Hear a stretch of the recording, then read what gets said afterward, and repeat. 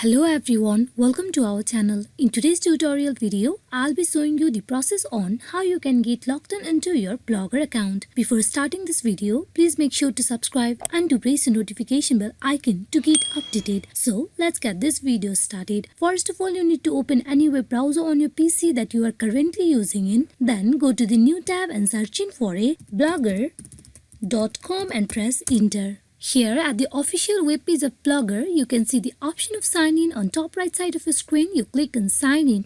To let you know, Blogger account can be directly signed in just by your Google account. You just need to get signed in into your Google account so that you will get logged in into your Blogger account as well. You go in for choosing any of your mailing address. Then you go in for providing your Google account password.